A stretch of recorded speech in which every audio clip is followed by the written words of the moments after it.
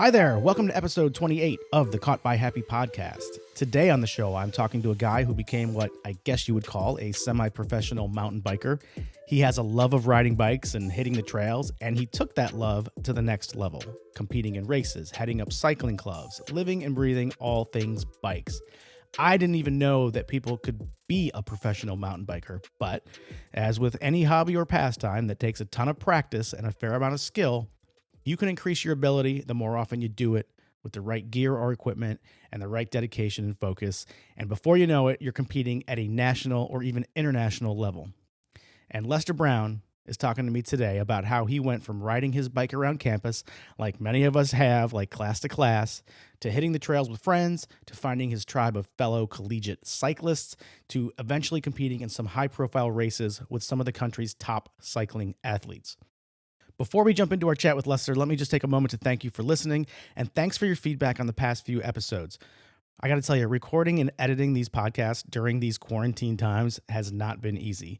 Contrary to what you might think, finding the free time, the quiet time, I should say, to record with the entire family around is tough.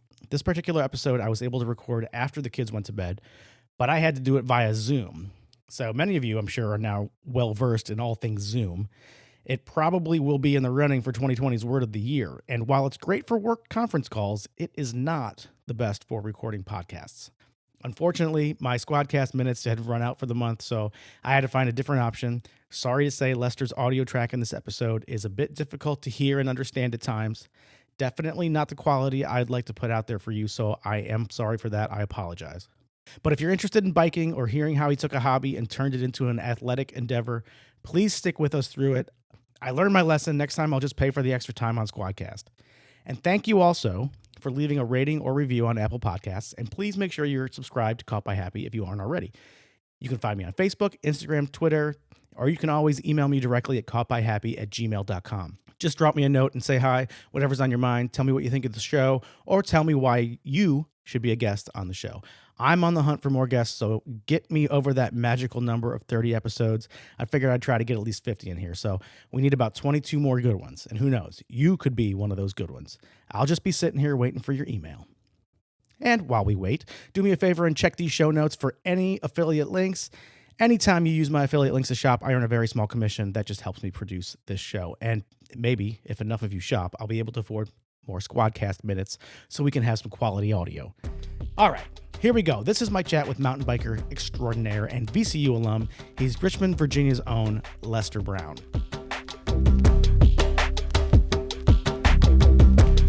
Yeah, I had to do this over Zoom because normally I record over Squadcast, which has much better audio quality.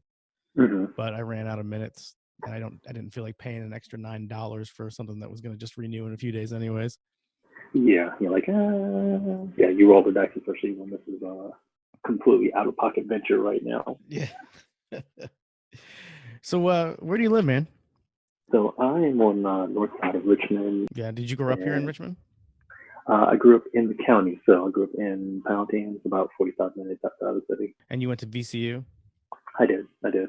Started James Madison and then transferred to VCU to be a little bit closer to home, help family out. And yeah, finished, had a great time there and got a chance to see kind of some major transformation happen kind of during the Eugene Trani years and, see the campus kind of grow and modernize in real time is crazy. So what is it that you do that you love so much? So I don't know. I do lots of things, kind of that true like jack of all trades kind of person. But I think kind of what keyed in here was cycling. Mm-hmm. Kind of started typical paths, most people are recreational. Like you have a bike as a kid, you ride around the neighborhood, and then maybe you stop for a while, come back to it as an adult, and that was kind of my story. So rode, and then you start driving, and then you forget, that oh yeah, there was another thing I did. Like I would just ride a bike, and so when I went to college, I had a bike to get around campus. Yeah. Actually, the first one was a real train wreck. We had kind of just did the initial like, oh, Walmart special, we'll go get one. And it spent more time in the repair shop than it did at my dorm. So what kind of biking were you doing then? Were you just riding just class to class? Yeah. That was just literally commuting around campus. just kind of messing around. And even then, it was but it was still requiring repairs to the bike. Yeah, and like I said, it was one of those you kind of pay for what you get. Mom and Dad kind of knew what was going on, so I came home for fall break. They're like, "All right, let's go get a real bike." So we went to everybody's first bike in Richmond, AG's. Mm-hmm. We went to AG's and that's in Carytown, right? Yeah. And I think at that point we went to the one on the south side, so right off the Midlothian Turnpike. But yeah, went there and got a mountain bike, 21 speed, front shock, and it was great. Were you really just like the only experience you had on a bike was just kind of commuting and messing around when you were a kid, or were you even like thinking serious cycling at that point? No, that was it. It was only as a kid. That was my primary experience. Yeah. Kind of riding around, like I said, riding around neighborhoods. It was off of a major highway, and the other side of the major highway was like a comic book store and like a restaurant. And so, like during the summer, we'd go like huts over there, and then down to the grocery store. But yeah, just pedaling around, riding on those country Powhatan roads. Mm-hmm. All right, so you're at VCU, you got your bike, and then you finally go down to AG's and you get yourself something a little more sturdy. It was within my first semester coming, or outside student comments, went to the library to do something and came back out, and I'm like, I'm pretty sure I put it right here. Where'd it go? Like I started doing hot laps thinking maybe, I put it somewhere, didn't realize it. And then like go look again, and on the ground is my cable lock in 2 pieces. Oh. Yeah, so within like a short amount of time, got my bike jacked. Wow. And that was a rude introduction to VCU and the city after coming from, the country and James Madison, very friendly. I was like, I went to the police department and they're like, yeah, sadly those are really easy to get through. They're like, and they even like walk the scenario out to me. So like, yeah, it's usually a 2-person job. One person comes by, scopes the bike, puts his book back down, cuts it, walks away, and then another person goes by and pretends it's their bike and just takes it and goes. I was like, well, what do you think of the chances of recovering it? He's like, well, what was it? I described it. And he's like, yes, Lynn. He's like, that kind of thing is like a dime a dozen. I guarantee you it's already been moved somewhere else. And they probably have other things to look at other than stealing bikes. Yeah, but I mean, it's one of those things that's like typical student thing. So they have the bike registration with the police on the campus. So, and it goes into kind of just a general catch-all system. But yeah, I was like, okay, well, it's gone. And so from the point it got stolen, I think it took 2 to 3 years before I bought another one. At that point, I was in Powhatan, and I was commuting to VCU every day. Yes. So this was a solid 1-hour commute one way. So I spent about 2 hours a day just in commuting. Ugh. I would park somewhere, I had a parking deck, and I would, just go walk campus, walk to class, and we were all pretty closely bunched, so it wasn't that big a deal. I was like, all right, well, okay, I don't really need it. And like I said, it took about 3 years, and then I was like, well, I think I'd like to have another one again. So I went on eBay, did some hunting, and bought one from a guy out in, I want to say Pacific Northwest, like Seattle or something. And again, this is just for purely commuting purposes. Yeah, this is just commuting around campus, having some fun with it. I was a part-time student at this point, and I was working full-time somewhere else. And so a couple guys I worked with, and like, yeah, we're going to go mountain biking. I was like, what do you mean mountain biking? Like, we're in a city. Mm-hmm. It's kind of flat. Where's the mountain? They're like, no, there's trails down along the river. I'm like, okay, I'll go hang out. So went down there, and this is one of these things where you hear that phrase like ignorance is bliss or something to that extent. Like not knowing the danger inherent is a great thing. Yeah. So they're like, all right, well, let's go hit this trail. So we did the trails that run on the north side of the river and on the south side of the river, and came back, and, a little scraped up and a little dusty and dirty, but no worse for the wear. I was like, all right, that was kind of fun. From that point on, I just kind of like doubled down. So it was, all right, I'm getting the rack for the car to put it on the roof, upgrade this, that, and the other. And it quickly became like a 4-day-a-week thing. Where really? I was out riding the trails. You went one time and you were hooked. Yeah. And it was just, it was kind of like a group dynamic where like everybody's doing it. It was fun, but then you realize like, no, this is a lot of fun. It was the challenge of it I always tell people like, they're like, oh, well, what do you like about mountain biking versus road cycling? I was like, you don't have time to focus on anything else but the task at hand in mountain biking, because the minute you don't, you're sliding off the hill or you're into a tree. So like it is one of the very opportunities you just get to solely focus on what you're doing. And tell me, like, how did you figure that out right away? Did you have a knack for it immediately, like, or did you Oh have to no. learn that?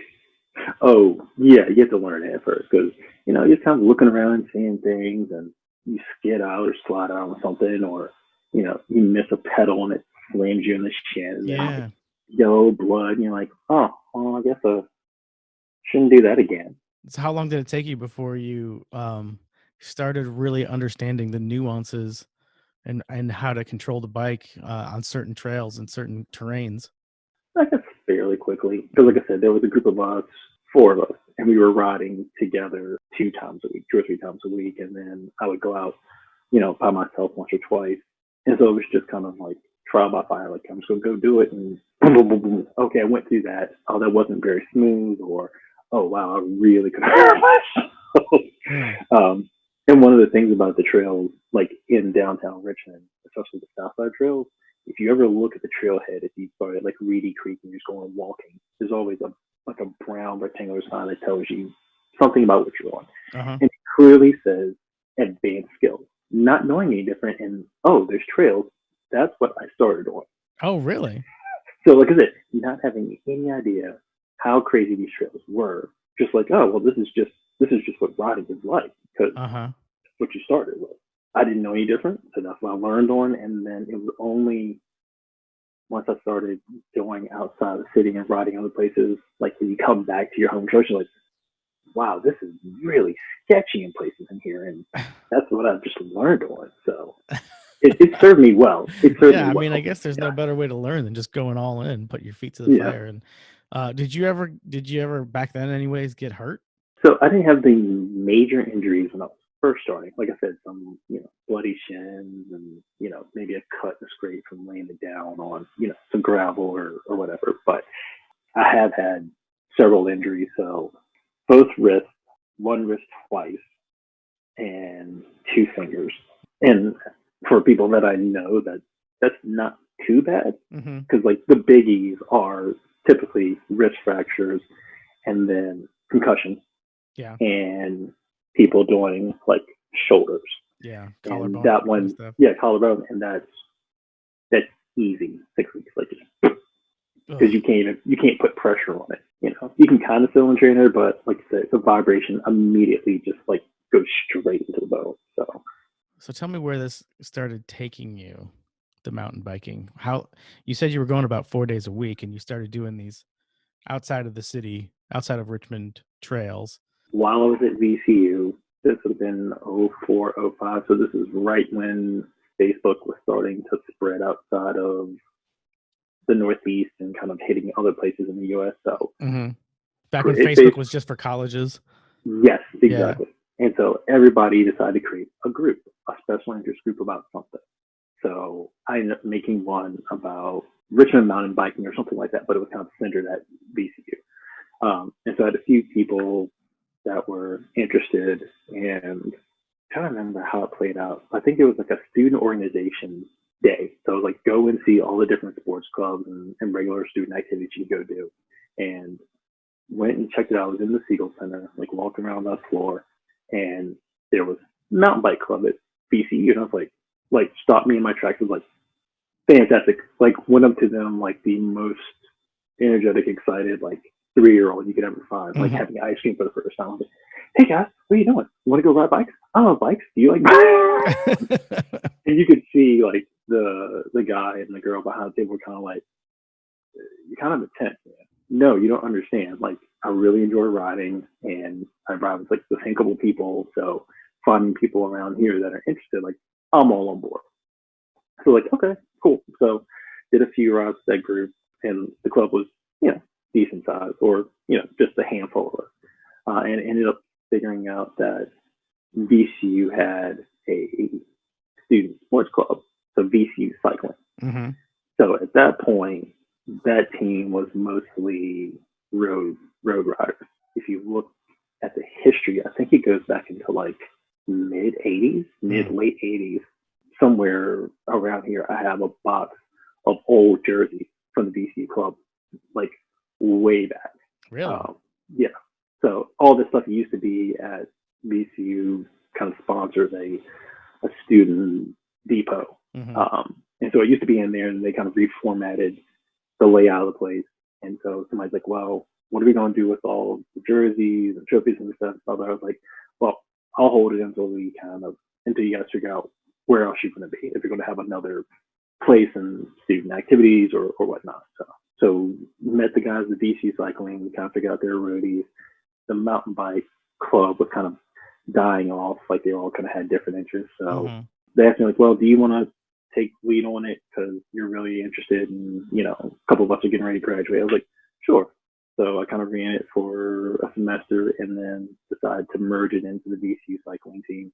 And then, once I got within the team, I figured out there's a whole other world to it, the whole racing world. Yeah. And you had not done any of that before. Did not do any of it before, and really kind of had very little awareness about it.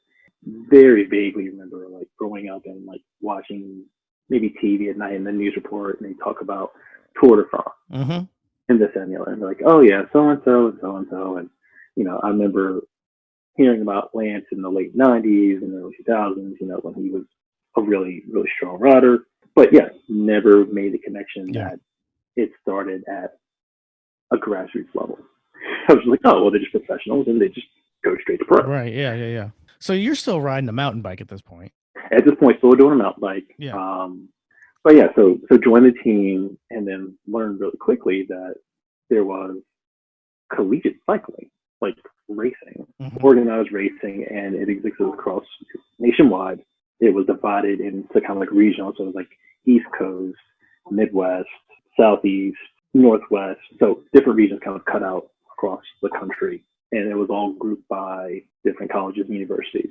So the conference that we were part of included Virginia Tech, James Madison, George Mason, the Naval Academy, and then down into the Carolinas. So we had a few private schools, which about 15 different schools kind of all throughout the Mid-Atlantic region that were in this one conference.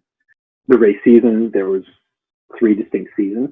The first race wouldn't start until everybody was back in school. So like some schools went, some universities went back mid-August, some went back late August, but the first race couldn't happen until everybody was back in session. So mountain bike season went from the end of August until early October. It was a race calendar, and it was at student clubs at the universities that were able to host. It was okay, so-and-so's hosting this week, and everybody like piled in cars and strapped down bikes and bought snacks and hit the highway. And you're talking about mountain bike races, not road This races. is not bike races. Yeah, this is not bike races at this What point. is So what's a mountain bike race like? Is it just the trails and you guys got to kind of all have to fight for space on the trail and try to and get ahead of the next guy? Yeah, you actually got it. Pretty close. I mean, it's got to be a lot more dangerous than a road race, right?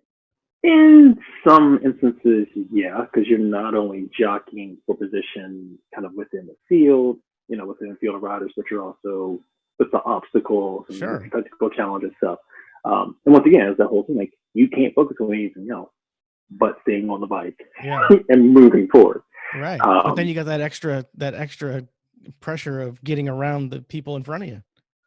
Yeah. And so if you were to compare like race starts, like so how an event starts, if you're looking at the two. So you see most road races, like if you watch any, Tour de France footage, like when they say go, there's a car that leads them out and they're all fairly organized. They all move as a big group. And then eventually individuals kind of break off and, they'll establish the breakaway for the day. Like, no, mountain biking, it is full throttle from the gun because you have to establish your position heading into the first section of trail because typically it's fairly narrow and tight. So usually the first person in has the best position and can kind of lead pace and stay in the front for the entire event. If you start at the back, you're kind of stuck the entire time. Like at the local level, small size fields, you don't field as much, but if you look at kind of UCI. So if you remember 2015, Richmond had the World Championships. Yes. So that's held under the UCI, the National Cycling Union. So if you look at the comparable side of mountain biking within UCI, their fields are usually 50, 60 riders. Mm-hmm. And the pace that they go out from the gate, like going from 0 to 25 miles an hour. Wow. And then holding at high pace for the first 8 and 15 minutes. How long does a total a race last on average? It will vary by race category. So there's a progression built into it. So you start as a beginner and then work your way to an intermediate, and then what they would call like expert, and then there's professional level. And so the time down a race in time and or distance will vary per category. So a beginner race might be 30 minutes, and then on the far end of the section, that's professional race. Those are usually 90 minutes to 2 hours. Is it better to be in the front or in the back? Like, does it matter? Like, if the front riders are packing down all that dirt for you, or is it worse to be in the back? Generally, it's better to be in the front because you're not trying to pick your way through traffic. Like having clear trail in a race is always better because you don't have to worry about somebody else slipping up in front of you or missing a turn. Like if you miss a turn, then you did it wrong. It wasn't because somebody else did. Yeah. I didn't know if it was better to see this, some guy like get over a rock or something, and where the obstacles are by the way that they're riding. I mean, anywhere within usually like the top 5 is good. Because then you do, to that point, you do have the ability to kind of see, okay, well, they took that line, I'll take an alternate line, and that's usually more helpful if it's a lap race where you're going to do multiple laps on the same course. If you don't know the course really well, but you're strong enough to be in the front and kind of watch others and kind of while you're making your own lines, watching what they're doing and then keeping track of it, it can be helpful. So now it sounds like you've been doing this for the racing anyways for what, 5-6 years? Oh, I guess no, it's been like 15, right? Well, I didn't do my first race until 2008. So it was just kind of recreational riding a lot.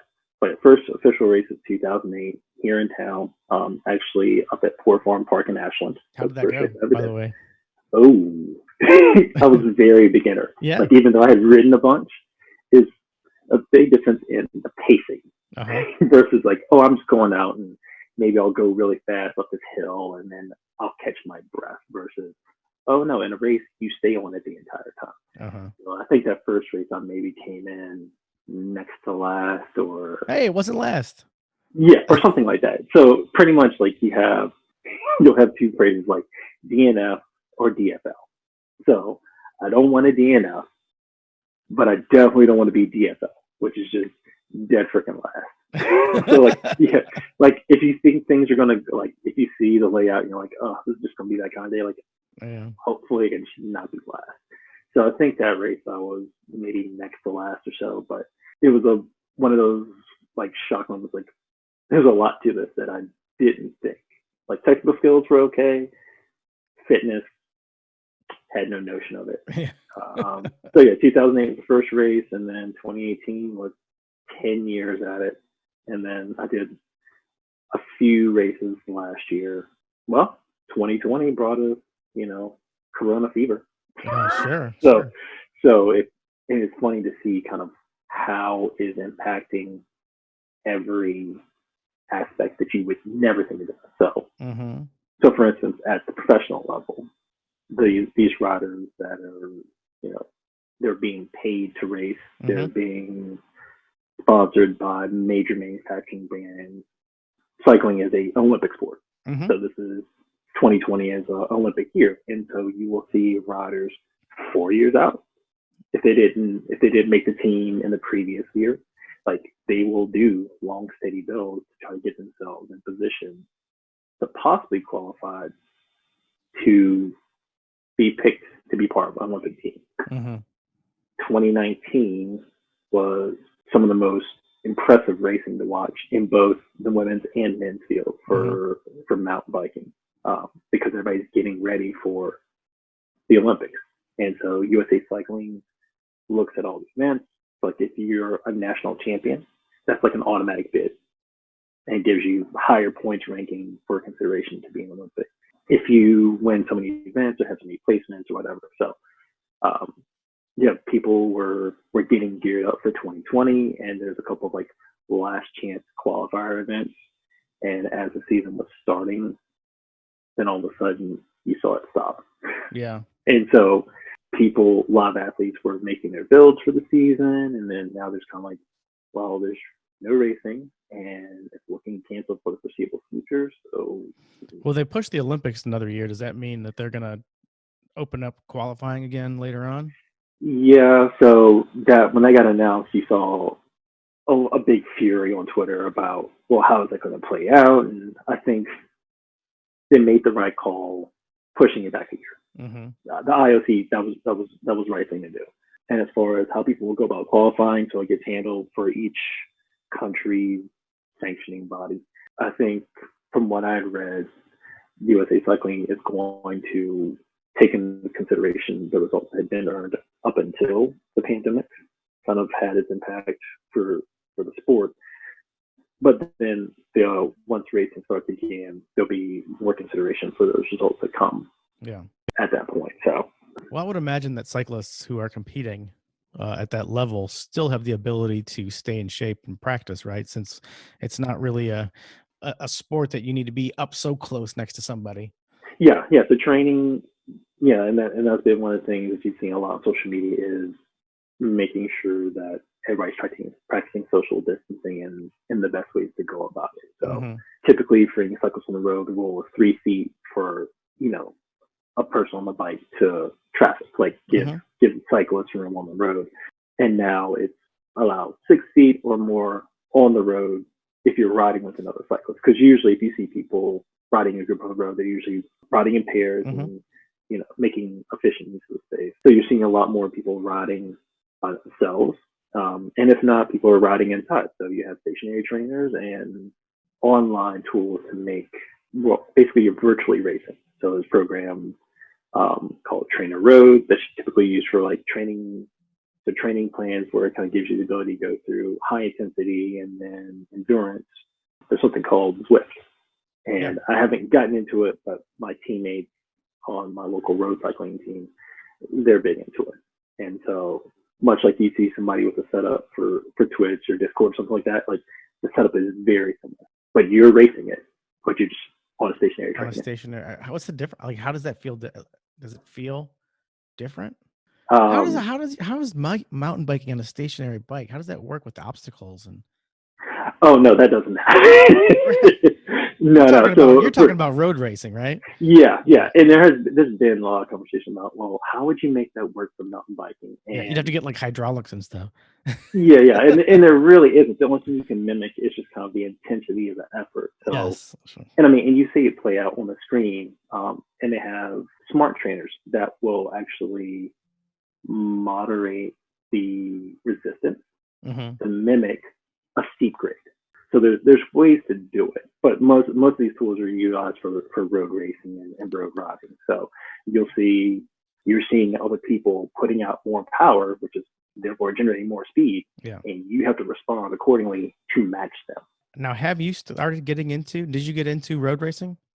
I did, and so it was actually at VCU. So like I said, I was the odd man out mountain biker, and I'd bring a few more in, but I realized if you're going to be in the team, you need to get a road bike. So I got a road bike. How's a college kid affording these bikes?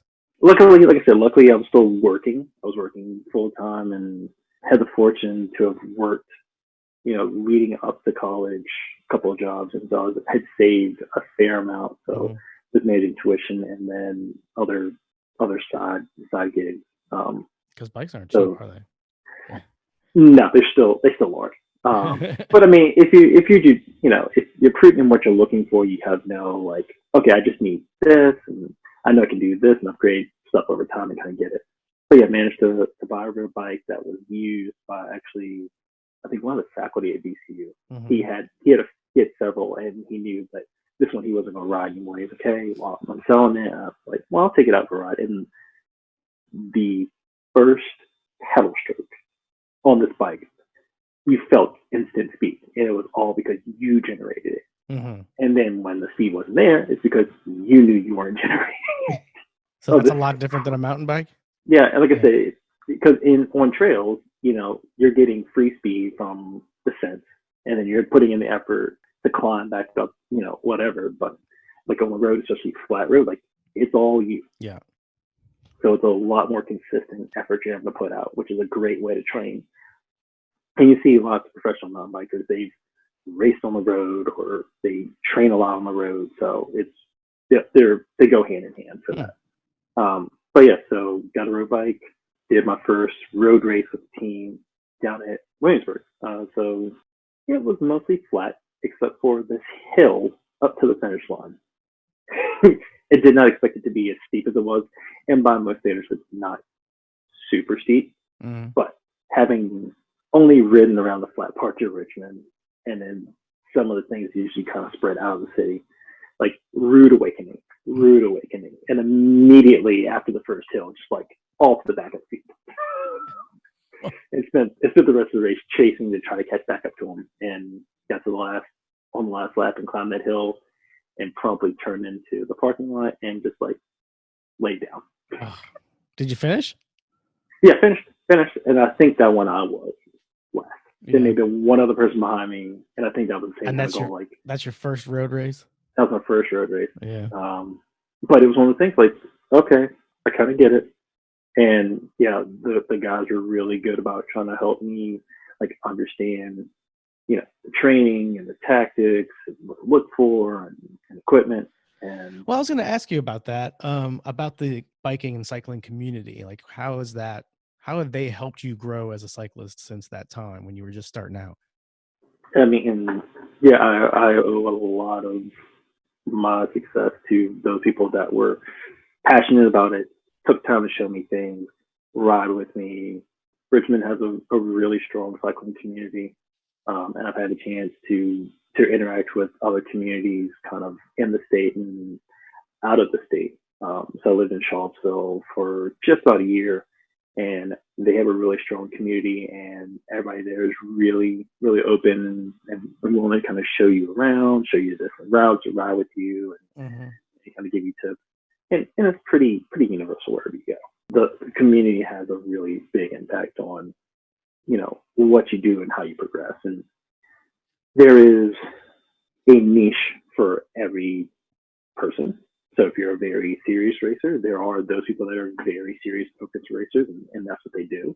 If you're looking for more laid back and just usually, generic riding, there's groups for that. And that's where I give a lot of props to something like RABA, which is the Richmond Area Bicycle Association. They host group rides that cover all kind of experience levels. So there's beginner groups that go out, and they're usually set by pace. So like, can you maintain an average speed of 9 to 11 miles an hour, 13 to 15, 15 to 17. And then pretty much once you get over 19, 20, like you're cooking. You're moving pretty consistently. So tell me about how you as a cyclist have progressed since those first few races in 2008, 2009. Like, yeah, so the first race I did, I had actually met a guy that had just moved to town. He's like, well, I'm going to start doing this training thing. I was like, okay, that's cool, and I was just kind of still doing my riding thing. And at that first race, I looked at how far ahead of me he finished. I was like, oh, okay, so that really is a thing. Like, I need to go figure that out because he finished the race not looking half as destroyed as I did. Yeah. Admittedly, I kind of did like the stick a toe in, see how it is. Really, the first year I did a lot of focus training would have been winter 2010 coming into 2011. 9, 10, or 10, 11, one of the two of them. But there was a local shop here in town that was actually part of Richmond Cycling Corps. So if you've ever seen the RCC kids, they ride around. So yeah, there was a bike shop that supported them, and the guy that ran the program was an ex-pro. And so he was offering training classes.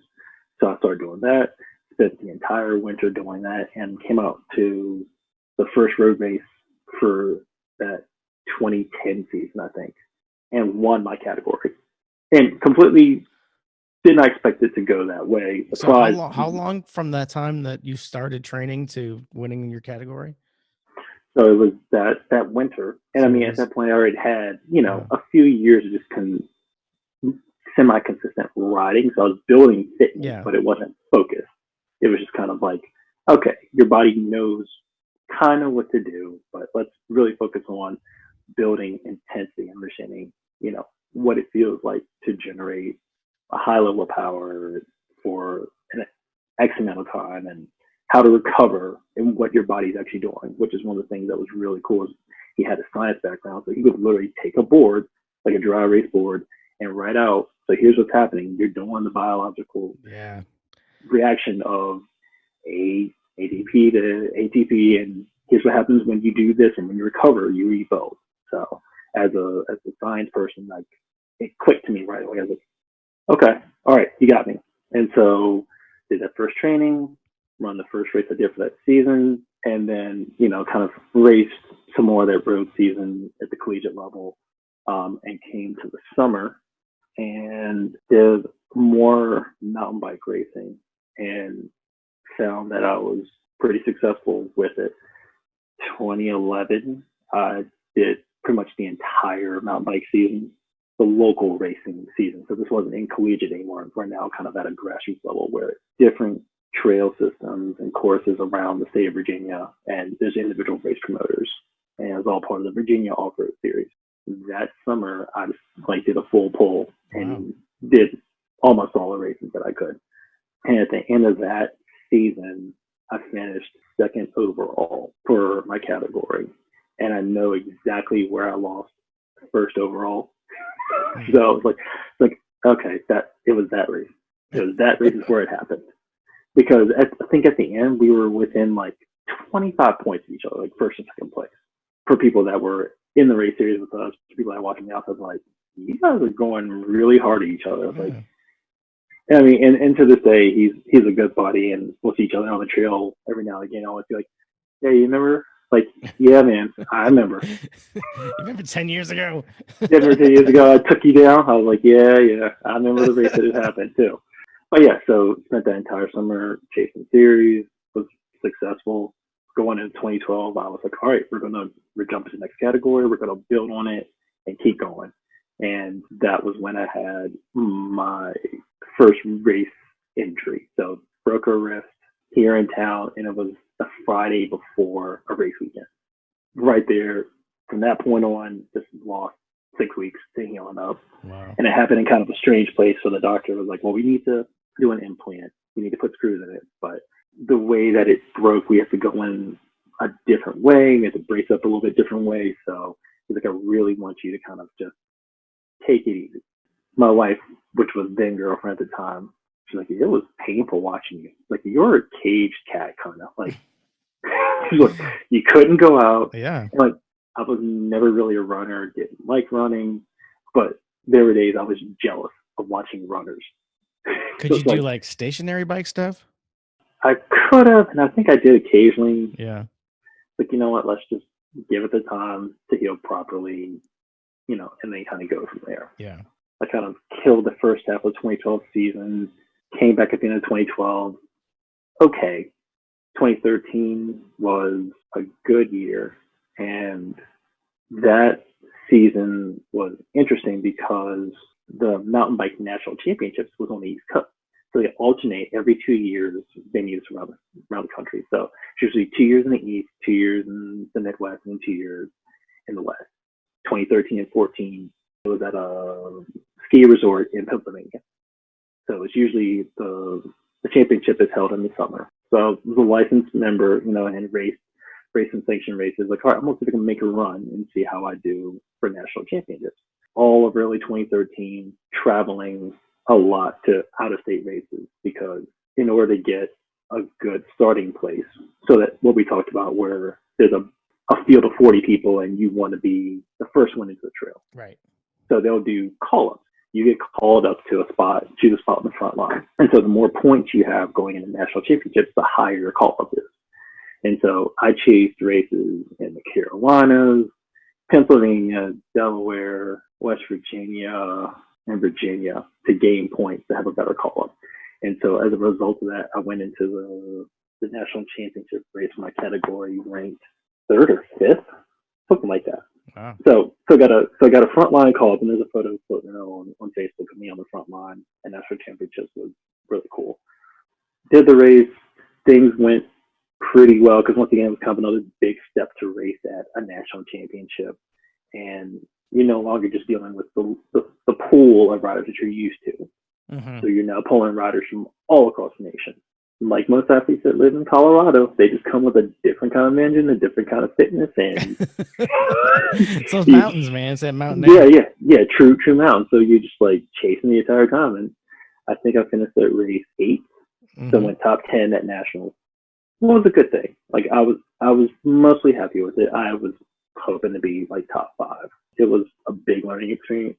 The next year was crazier than I would have dreamed. So 2014, I had the opportunity to join a larger team. So I've been racing kind of solo, but I knew that based on how nationals had gone and the other things, like I think I want to spend more time focused on mountain biking. So kind of said, hey, I think I'm going to bow out of road for a while, and I want to really give mountain biking the focus. There are kind of professional teams at regional level. Some of them are like based out of local cycling shops. Some are based, around a manufacturer. I had the opportunity to apply to a team based out of the Mid-Atlantic. So they were up in Pennsylvania, and they were sponsored by Giant Bicycles. They are top 2 manufacturers in the world for bike stuff. And in fact, they do a lot of raw parts manufacturing. So half of the top 3 or top 4 bike manufacturers in the country, like Trek, Specialized, so on and so forth, like they will buy their raw materials from Giant. Oh, okay.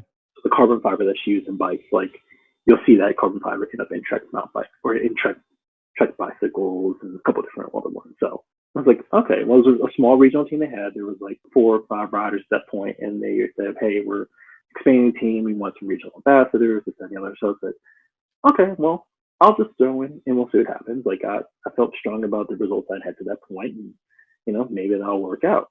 Put in my application and kind of waited, didn't hear anything, and then all of a sudden I got an email saying, let's have a phone call, and then they extended me an offer to join the team. Oh wow. Like once again, just like, wait a minute, did that just happen?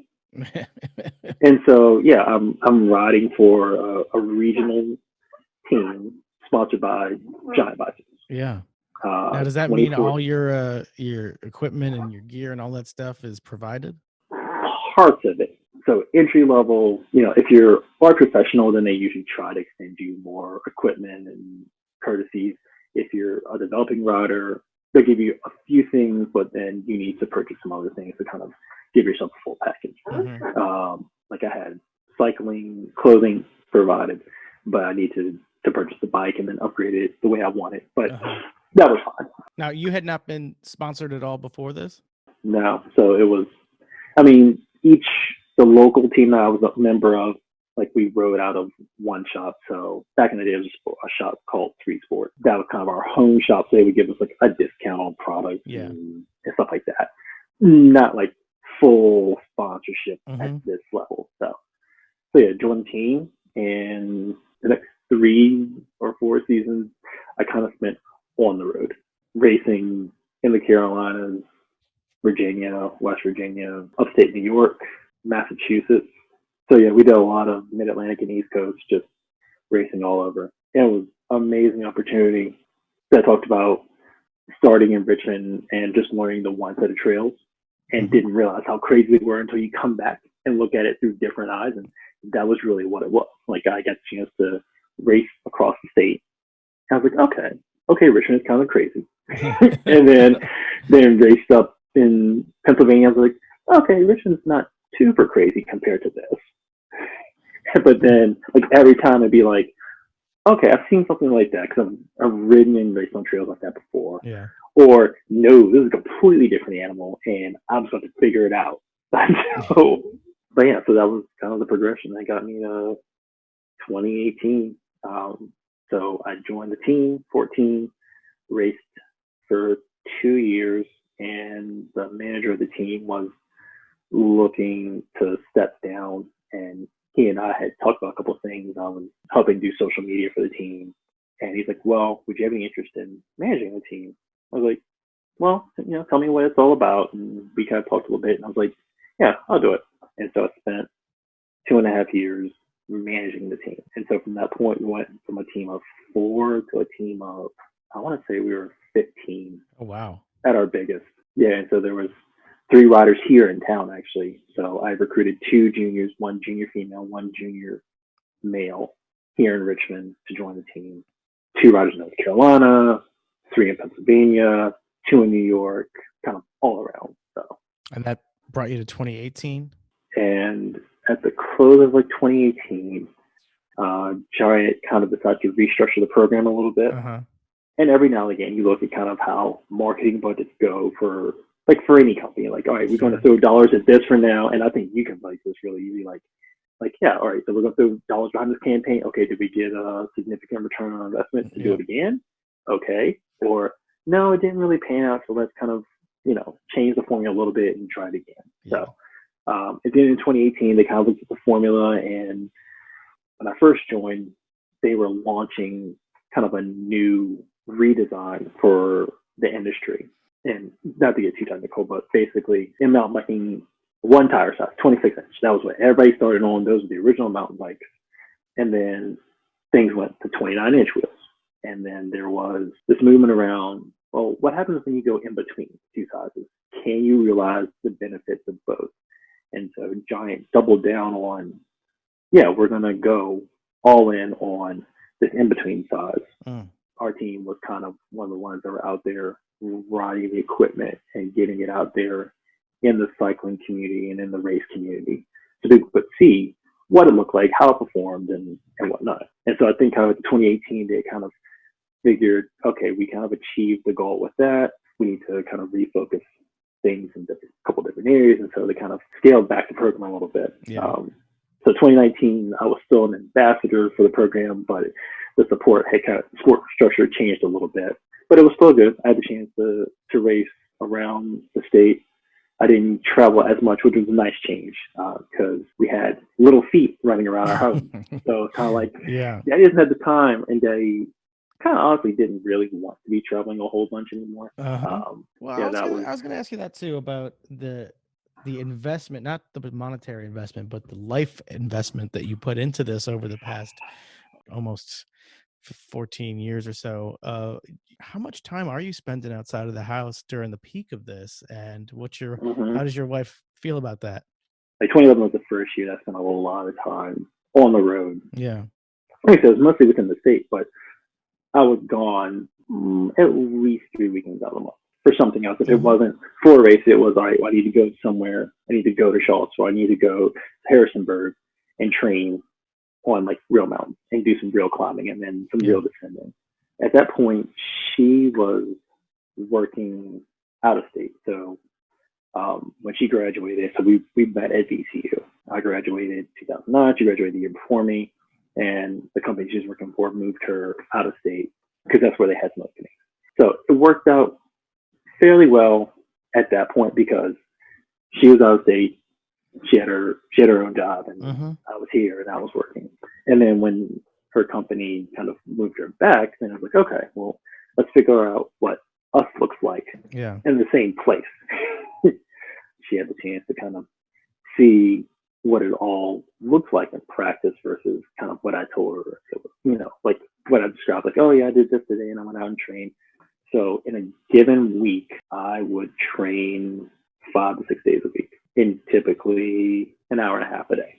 That could have been an hour and a half to 2.5 hours a day. Now, I imagine you have a job that doesn't have anything to do with cycling, or? No. The job definitely provided for the hobby. Yeah. So you were working full-time job and you're training a couple hours a day. Mm-hmm. Wow. Now, I was really fortunate that the job I had, it was located downtown. The building had a gym in the building. I could go in the morning and do weight training and then take a shower, go up, work. And then my manager was really a great manager as far as he saw how focused I was what it meant to me. And so he's like, I'm willing to work with you to give you the time that you need, just as long as work here doesn't slip. I was like, no problem. I was like, if you give me the hour and a half during the middle of the day, it's like, I'll stay here till 6:30 because I got nothing else. So I'd come in, go out at either lunchtime and do a ride or after work and do a ride because I was right there by the trails. Yeah. But I could easily go ride west and east of downtown, and get in a good training ride during the time. So yeah, between an hour, 2 hours a day in training, 6 days a week, and then thinking about nutrition, stretching, proper rest and recovery. So it was a second full-time job, easily. Yeah. And I mean, you look at some of the professionals, that is their job to get the right formula to be able to compete at the highest level. It's like, that's really what you do. So you get up in the morning, you'll fuel up, you'll go do your ride, come back, rest, recover, maybe take a nap. Get up, take care of your responsibilities, your adult responsibilities if you've got a part-time thing or, social media or whatever, and then turn around, do your afternoon ride, and yeah. But these people are getting paid by sponsors and they're being compensated in some form or fashion. Yeah. It was interesting to kind of balance working a 9 to 5 inside of it doing another 4 hours a day. Why don't you tell me a little bit about what it's been like for you the past year or so? You mentioned you had a child in 2017. So what's it been like since then, and balancing family life with your cycling and with, I assume you're still working full time somewhere? Yeah. So 2017 was kind of that interesting year. So things were still full swing as far as everything looked. So training, racing. We had gotten married 2 years prior to that. And so she was working, I was working, weekends were available, she could work some weekends, so I still had time to be able to do what I needed. Then I was like, well, I think we're ready to kind of have a family. So training, this was kind of like the last hurrah in 2017. Like, all right, life is about to change. It's about to do a 180. So we're going to go all in. Yeah. So I did kind of like a last big push, did some races I wanted to, did some last big travel. And there's always a race here in the state I like to finish with down in Williamsburg. It's a mountain bike race. It's the longest running one in the state, like 30 plus years now. Wow. That year we had a lot of rain and we had like a really big storm come through. And so the race weekend, they split it into 2 weekends because the trails were in bad shape and they didn't want to do significant damage because it was a private property owner's place. So the first weekend was one of the events.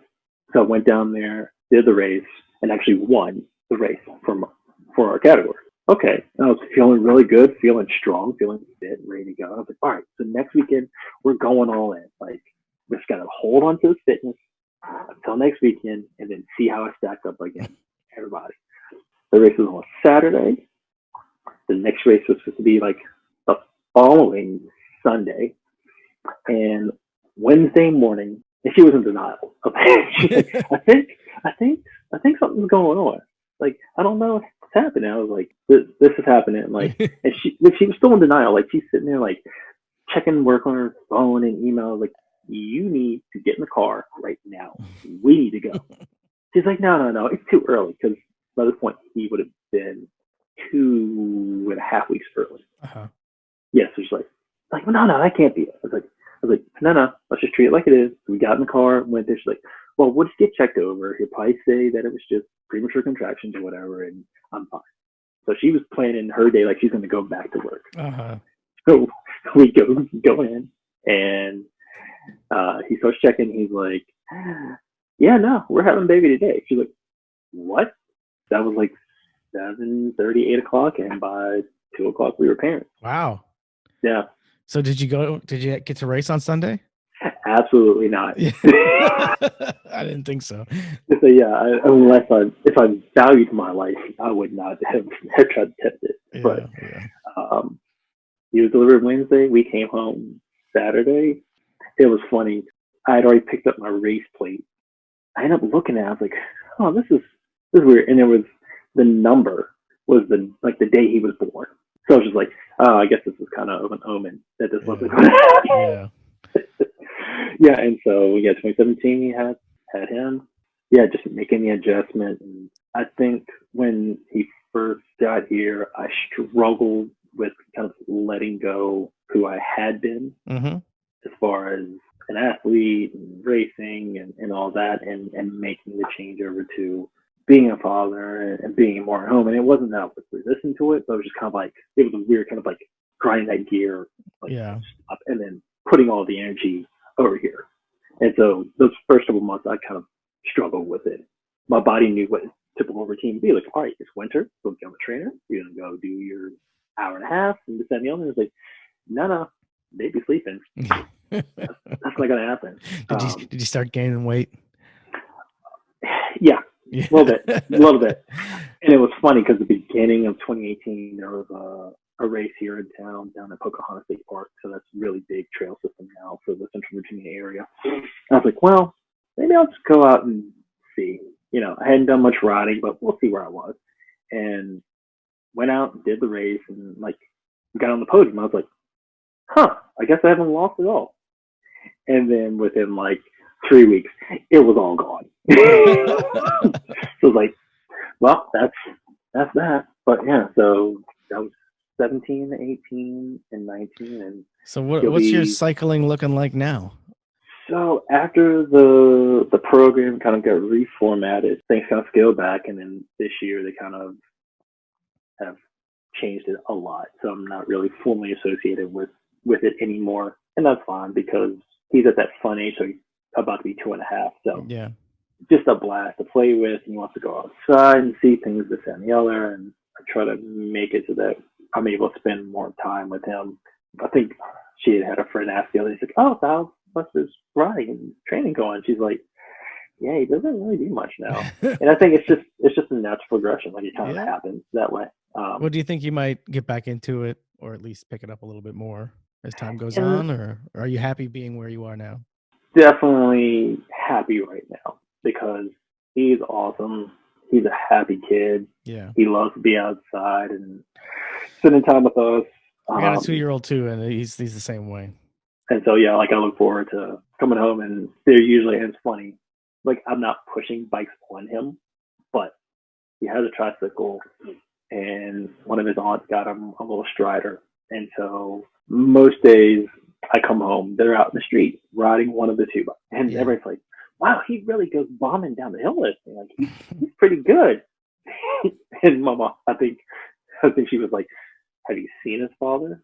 So like, yeah, that's kind of where Happy is now, and I don't find that there are times that I miss the kind of routine of like the training and racing and seeing improvement, but I'm not in my head stressed about trying to get it all in now because there's just so much more that can be done, especially now given the world we're in. It's just spend time with those that you have close to you and make the most of it. So absolutely. All right, man. Anything else you want to talk about before we end this thing? now we talk about bikes. talk about jobs. Bikes, man. That's what this whole thing was about. Yeah, bikes and jobs and being happy and finding balance. Yeah. I think the only other thing that like clicked to me probably 6-8 months into having him. So at that point we were like gonna sell a vehicle, or I sold a vehicle and I was looking for a new daily vehicle. Found an ad on like Craigslist, whatever, and went and met the guy. I was like, hey, so tell me about the car, this, and he was pretty tired, strung out. I was like, you okay? He's like, yeah, we just had a kid last week. So he's like, I'm trying to sell this, because we kind of changed some things. While we were on the test drive, I was like, I'm going to give you advice. You didn't ask for it. You don't have to pay for it. But being where you were, if you have anything that you're really passionate about beforehand, like if you had a hobby, strong hobby, or this, and I was like, just put it down. Just let it go. And if you're truly passionate about it, it will come back to you at some point. It's like, but don't try to force it because you're going to miss a lot of time that you can't get back. And this happened a 2-year-old. Yeah. Like you can hardly remember what they looked like when they were small and they weren't moving about. Oh yeah. All right, man. I'm glad we got a chance to catch up and finally have this conversation. I didn't realize, just from our emails back and forth that you were that kind of competitive cyclist. I just thought you liked to bike around. I mean, and that's where it started. I just like to bike around, and then it just kind of snowballed, and then I became a semi-professional cyclist and was racing a lot. And even like I still have a goal of eventually one day like winning a national championship. Yeah. So how old are you now? You're probably like 10 years younger than me, right? Are you in Yeah. in your early 30s? So this year I will be 38. Oh. Yeah. Oh, you're not that much younger than me. Yeah. So how old are the guys that are competing in these things? The top like professional levels, you're going to see a spread from 19 up to, I mean, there's some races that are still doing it that could be in like late 30s, early 40s. Yeah, but you're getting there. Typically a cyclist at that point has been doing it since they were a child. Like, right. Like, they came to it as a teenager, or like, oh yeah, they did like dirt bikes when they were a little kid. They came from motocross background and came across, whereas I didn't really come to it till I was in my 20s. So guys I'm racing against have been at it. I wonder at what point, the intersection of years of experience and then your body shutting down at the same time. Like I would imagine like having so much experience and doing it for years and years and years, you get better and better and better, but then you're also racing against the clock because yes, exactly. And so I mean, if you look at a national championship, so there is skill level category, but then they do age level category. And so there literally is a 50 to 59, 60 to 69, 70 to 79. I think there was even an 80 to 89 category, and they awarded a national champion for it. I mean, it was literally 2 or 3 guys in the field, but they were out there on the same course that the professionals were racing, and they were going for it. So it's all about doing what you love, man. Yeah. It's that what we call like old man strength. Like I just want to get to that point that I had that old man strength where it's just like I can still just hammer, and everybody's just like, why is he still this strong? But you got to build it. Yeah, 90% of it's probably just experience, man. It is a lot of experience. So yeah, one day I'm gonna say like maybe the 50 to 59. I'll bring home some stars and stripes. That's the goal. Cool. I hope you do. All right, man. Good talking to you. Good talk. Good to meet you. Keep your family safe. Wash your hands and maintain your sanity, because that's. I've lost that a while ago. Awesome. All right, I'll talk to you. All right, man. Appreciate it. Yeah. Thanks. Okay, that's it. That's the chat. He's a good dude, and I hope he reaches his cycling goals if he decides to get back into it at a high level one day down the road.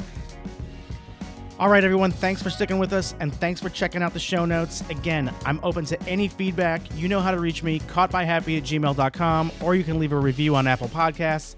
Thanks for listening. Bye-bye. Caught by Happy is powered by Ring Media. Join the Ring Media Network and let's make good stuff together. That's Ring Media, RRING media.com.